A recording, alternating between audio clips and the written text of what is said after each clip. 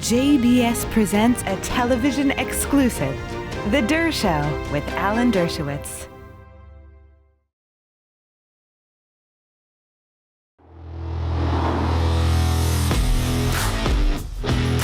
Welcome back to The Dershow. Today, what I want to talk about is what's going on in Georgia, and particularly the investigation that is being conducted involving Rudy Giuliani and others.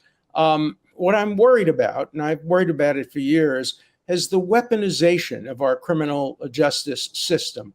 When you think about what's going on, a criminal investigation based on essentially a phone call from the then president of the United States to the Secretary of State of Georgia, in which he says, essentially, find me the 7,000 votes that I need to win Georgia. Now, to make that into a crime, you have to interpret that statement as manufacture, create, concoct 7,000 votes.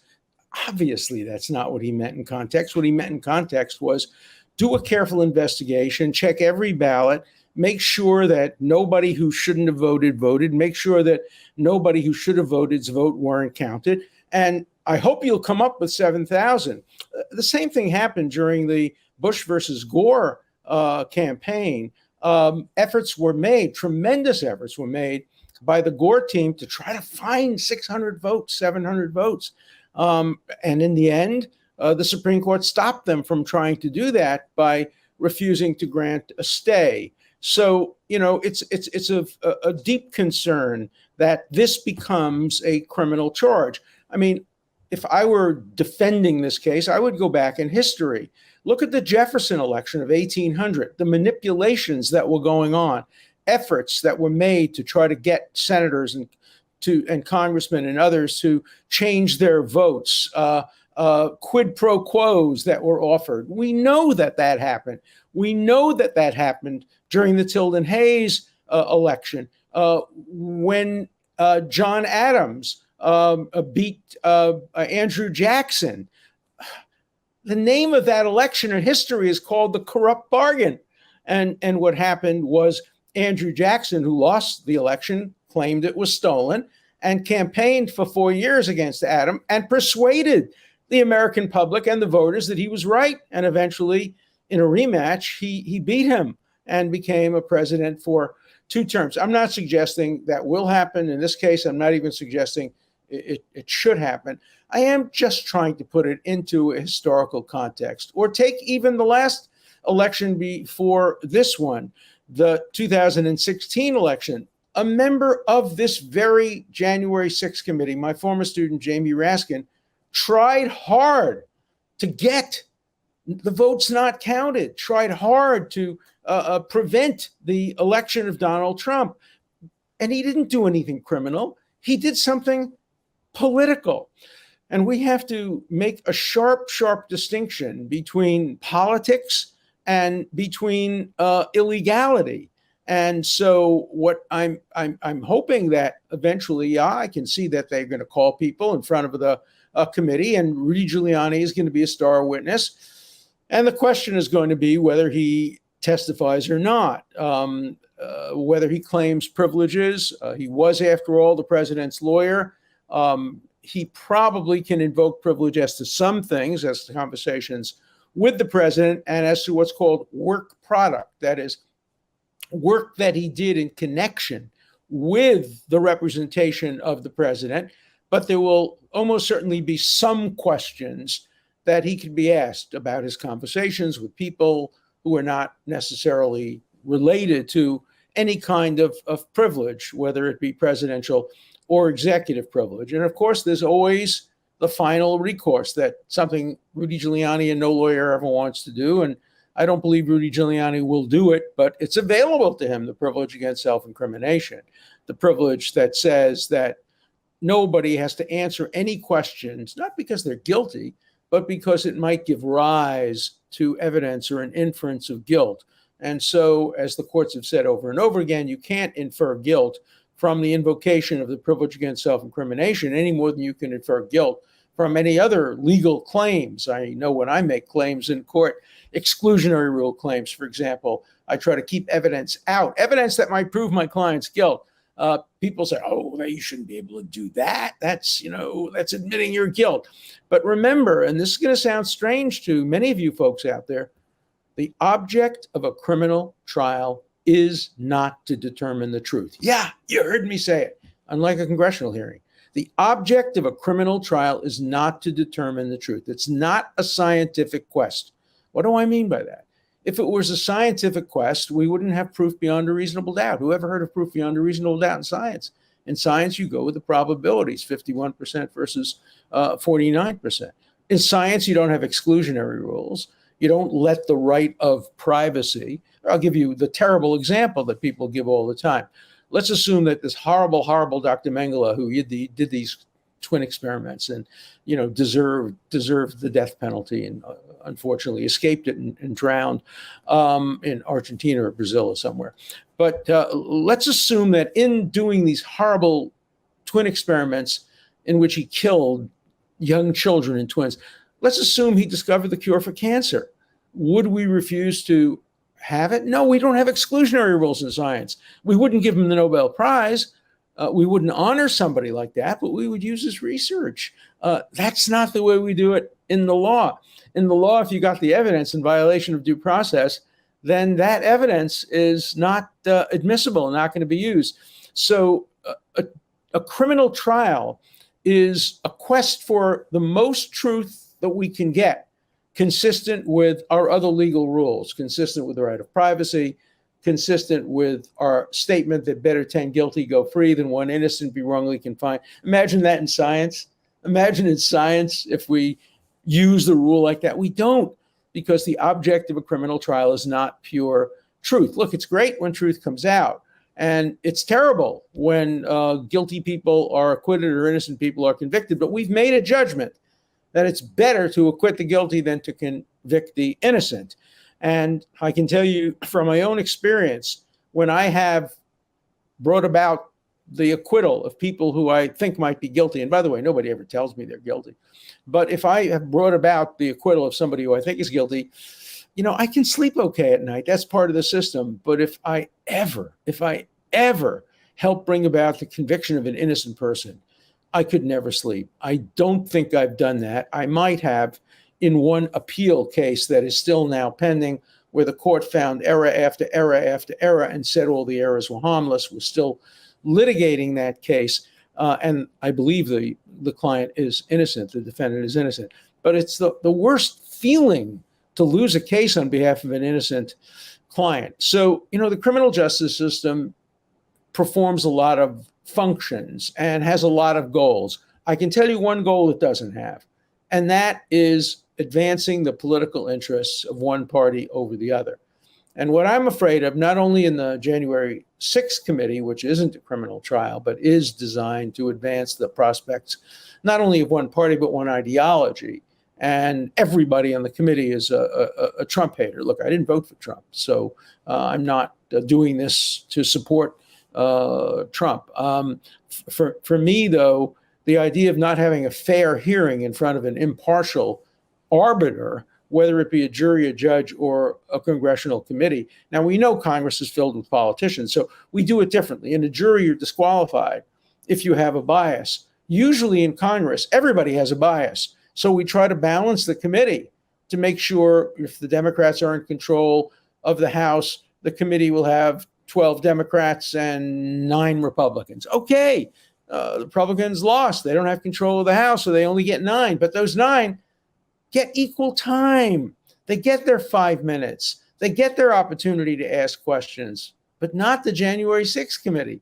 Yeah, there are 2 Republicans on it. One of them has quit and no longer going to be a member of Congress. The other one will probably lose the Republican primary, but both of them are virulent Trump haters. In fact, one of them recently said, we don't want to hear Trump. We don't want to hear his side of the story. We want to hear Pence's side of the story, but we don't want to hear Trump's side of the story.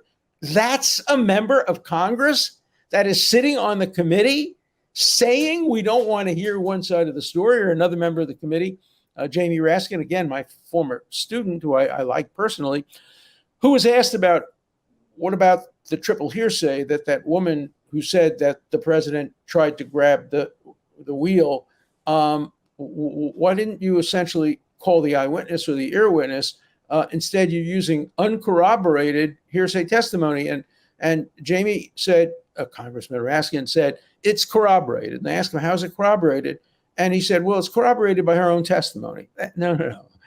Jamie, you probably missed that class on hearsay that I taught. You don't corroborate a witness's testimony by their own testimony.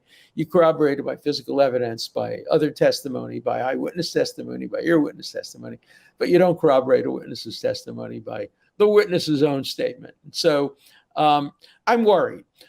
I'm worried that the precedent today, which is being imposed on Trump supporters by Trump haters, that precedent could lie around like a loaded gun and be used 5 years from now, 10 years from now against Democrats by Republicans. And it surely will, because nobody in politics today passes the shoe on the other foot test. Everybody in politics always looks to their own political advantage. When I was a kid, everybody read John Kennedy's Profiles in Courage. It was around 300 pages. Today, if somebody tried to write Profiles in Courage, if it could fill 3 pages, it would be a lot. And it would always be about people who were former members or people who were leaving Congress. The one thing that people who are in Congress rarely do is show courage by putting their own electoral possibilities subordinate to principles. We've seen it sometimes. I think Senator McCain may have done it on a couple of occasions. He was an unusual man. And I'm sure there have been a few senators as well.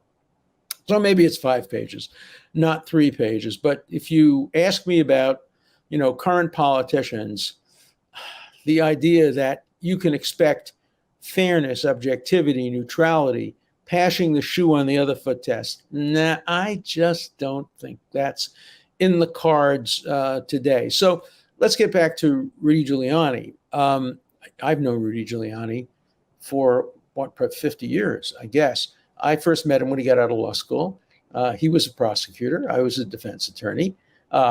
We had a really difficult case. My client was a kid from my neighborhood in Brooklyn who had belonged to an organization called the Jewish Defense League, which believed in using violence against the Soviet Union, which was oppressing Jews.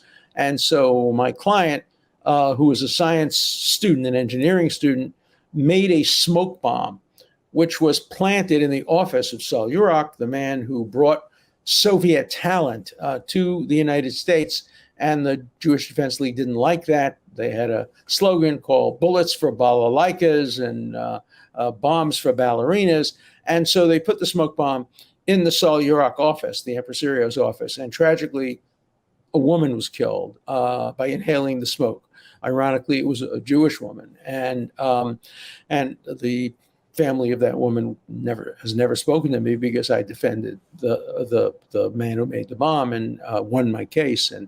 And he was acquitted along with all the other people. But the lawyer on the other side, there were several lawyers on the other side.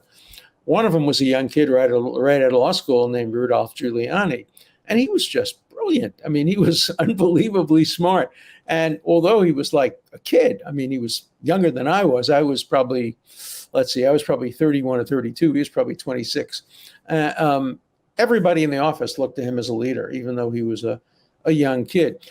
And, then he became number 3 person in the Justice Department. Then he became the U.S. Attorney for the Southern District of New York. We fought like children. I disagreed with many things he did, but I always invited him to my classes on legal ethics at Harvard Law School so he could present a prosecutorial perspective. And to his credit, he invited me down to New York to speak to his assistant U.S. attorneys to present to defense attorneys a point of view. And so I always liked him. I didn't like the fact that he grew up in Brooklyn and was a New York Yankee fan. Ugh, why would you be a New York Yankee fan? Well, he explained to me that the New York Yankees had Phil Rizzuto, Yogi Berra, Joe DiMaggio, and as a proud Italian-American kid from Brooklyn, he was going with Rizzuto and DiMaggio and Yogi Berra.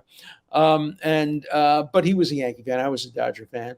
In fact, once we went to a Yankee game together and we showed off our rings. I had a Boston Red Sox World Championship ring that I had gotten. And he had a Yankee ring. And of course, the Yankees had a lot more rings than the Red Sox. But and this year, oh my God, what the Yankees are doing this year, how they're destroying the Boston Red Sox. Sorry for that. But the last two games were beyond belief. In any event, Rudy Giuliani. So he was a great lawyer. And then he became the lawyer for the president in a cause that I believe in the end was not the right cause. He argued that the election was stolen and that the rightful president was Donald Trump, not Joe Biden. I disagree with that, but he had the right to make those arguments. We want lawyers to make those arguments. We don't want people to go into the streets. We don't want the January 6th invasion in the Capitol. We want lawyers to try to use legal remedies and political remedies. And the question is, where is the line?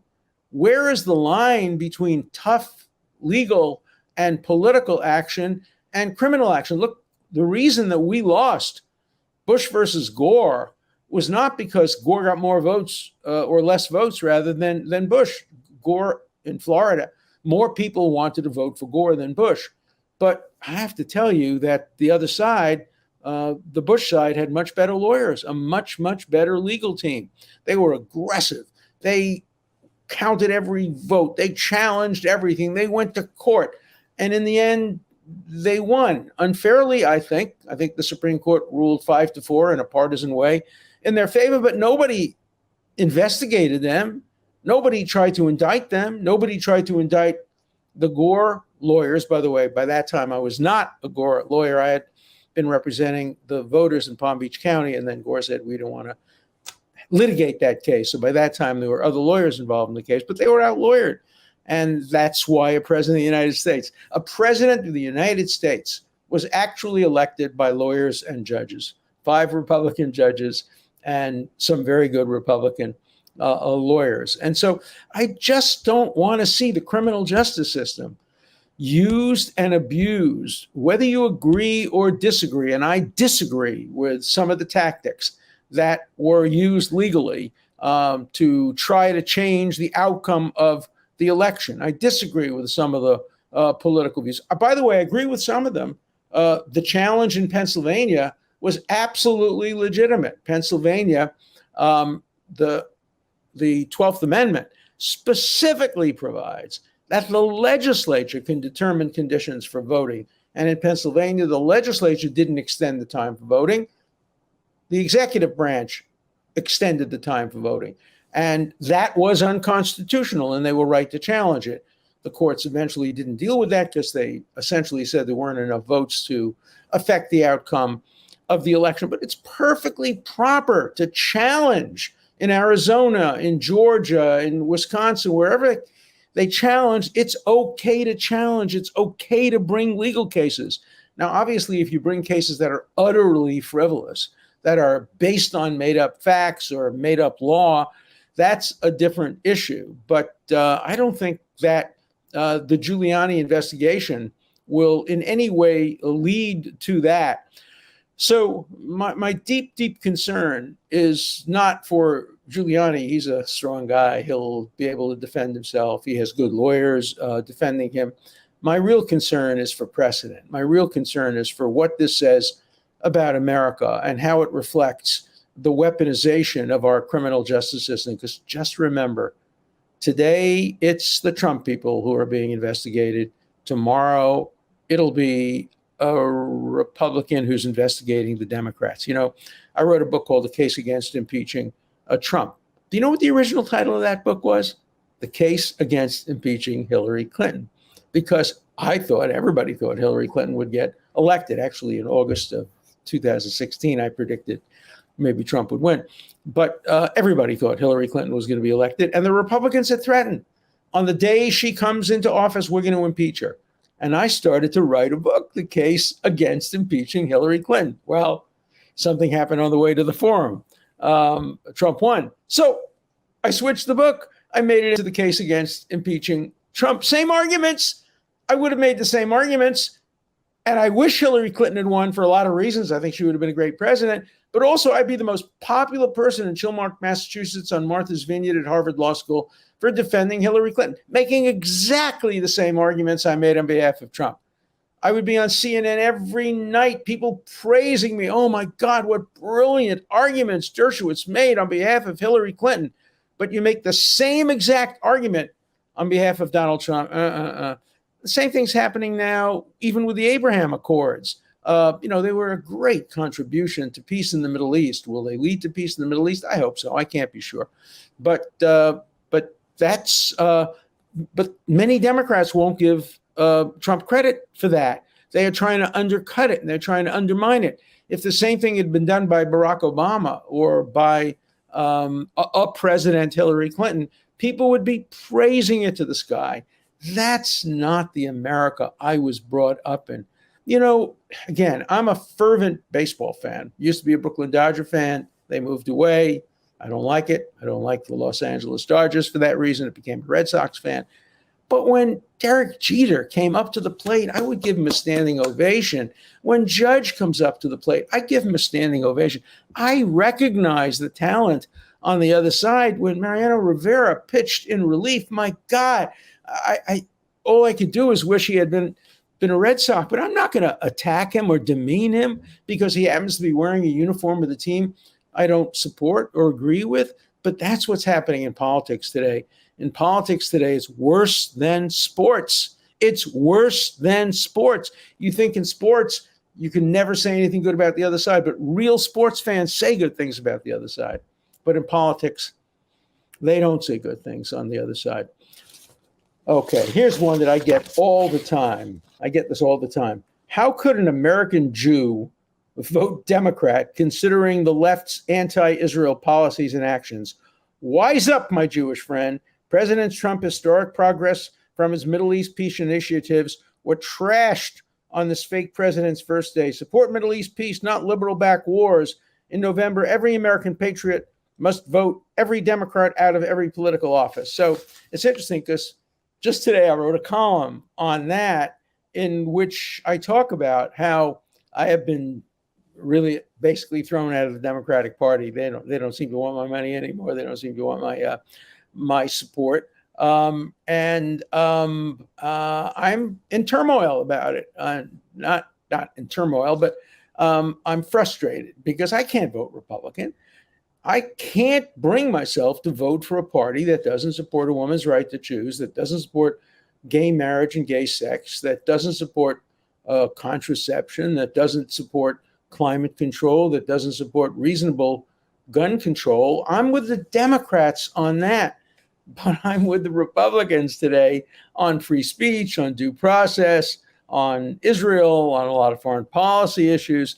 So I think of myself as a man without a home. I wrote a book a couple of years ago called The Case for Liberalism, but the subtitle is the interesting thing: Why I Left the Left and Can't Join the Right. That's where I am today. I am not a member of the left, certainly not the hard left. I'm a liberal libertarian. But people write me all the time letters like this saying I have to join the Republican Party. I cannot join the Republican Party as long as they take positions they take, which are so against the social policies that I stand for. Look, I have a brilliant brother-in-law. Brilliant. Went to Harvard, got PhDs, and just brilliant.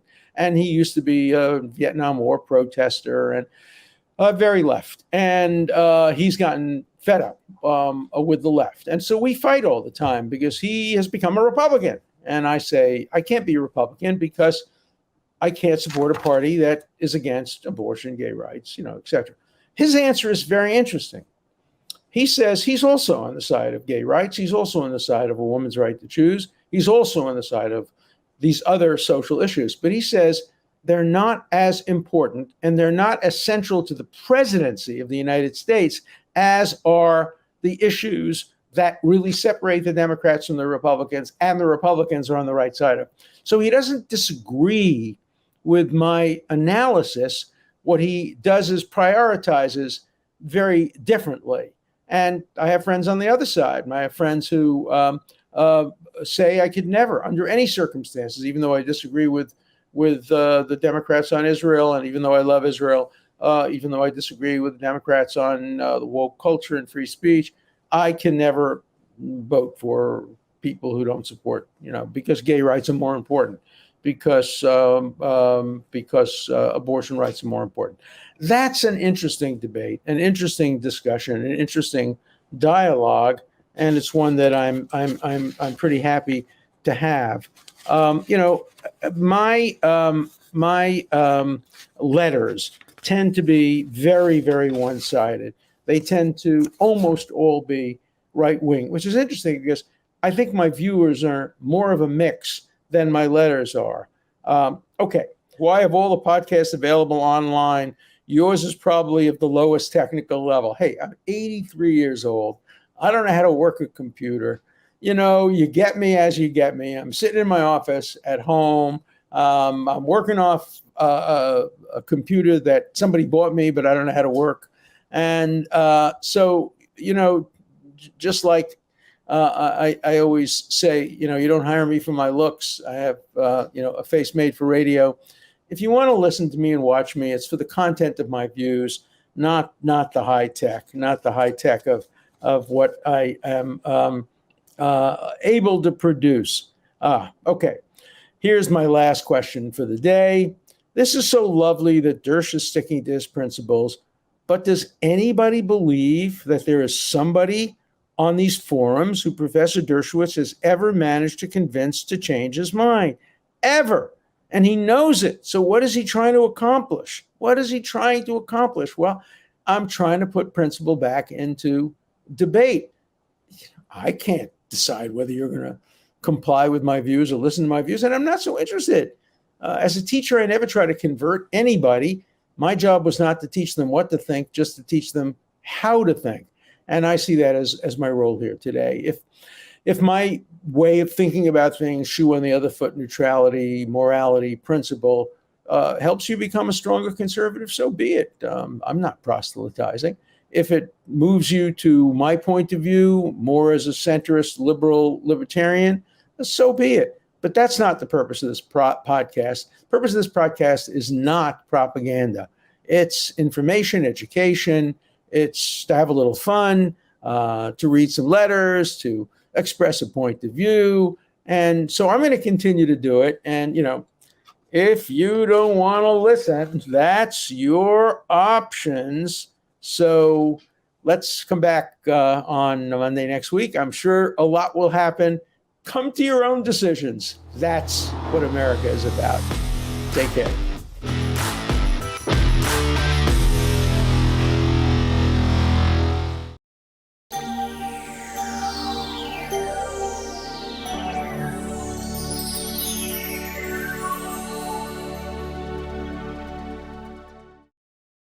We would be pleased to send a complimentary DVD of this program to anyone who wishes to support JBS with a tax-deductible gift of $36, double high or more. Simply visit the JBS website at jbstv.org and click on the Donate button to make a donation by PayPal or your credit card. And please indicate the program for which you would like a DVD. Or you can send your tax-deductible check to JBS, Post Office Box 360, Stamford, Connecticut 06904. Or you can call the JBS Pledge Line at 833-MY-JBS-TV. That's 833-695-2788. And again, please remember to indicate which program you would like to receive with our compliments. We thank you for your kind support.